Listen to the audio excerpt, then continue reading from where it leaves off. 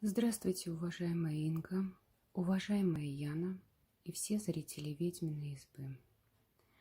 Каждый из нас пришел на канал не случайно.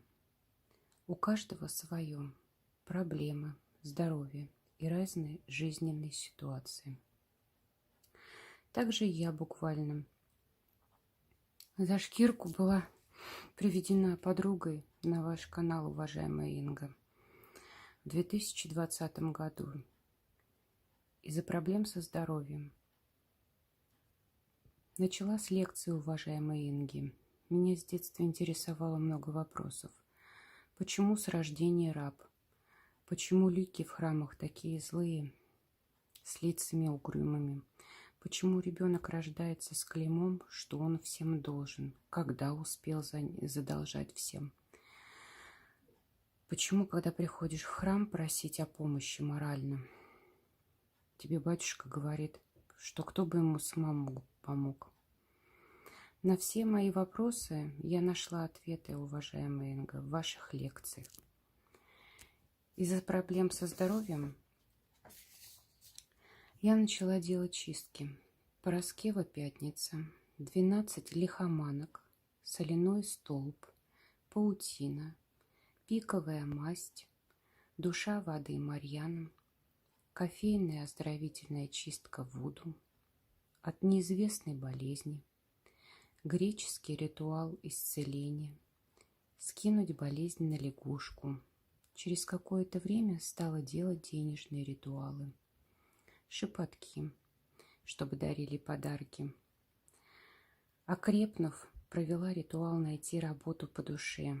Недели не прошло, как я вернулась на любимую работу, где работала до болезни. Работаю год. С каждым вашим ритуалом и шепотком, уважаемая Инга, я становилась сильнее. Возвращаюсь к той жизни без болезни. Поставила себе цель, что мне очень нужны книги ваши. Положила сумму, которую смогла на тот момент положить себе на счет. Дала себе слово, что эти деньги копятся на книги и ни копейки, ни при каких обстоятельствах я оттуда не возьму. Накопила. Радость мою передать не могу. Когда я начинала чистки и вроде бы все начинало выравниваться, на моего ребенка напал педофил. Оказалось, что годами ранее он затащил мою старшую дочь к себе. Ей удалось сбежать.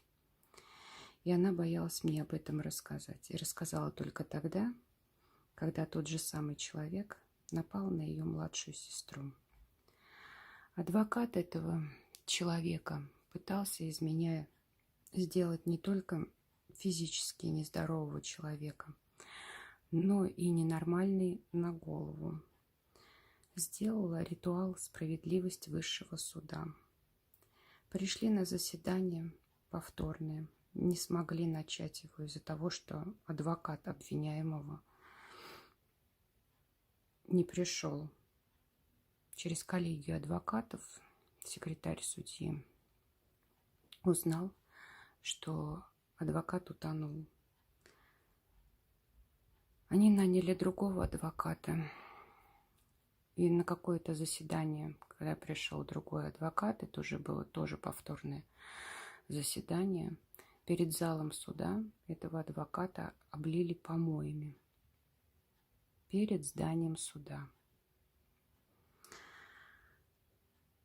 На следующее заседание было вынесено постановление, приговор этому человеку. Тяжело, конечно, об этом вспоминать. Это столько полжизни потеряла. И поняла то, что мы даже не можем защитить своих детей, понимаете? Каждое утро я читаю уникальный заговор, уважаемой Инги, «Вечный достаток». Каждую пятницу я провожу ритуал Параскевы пятницы.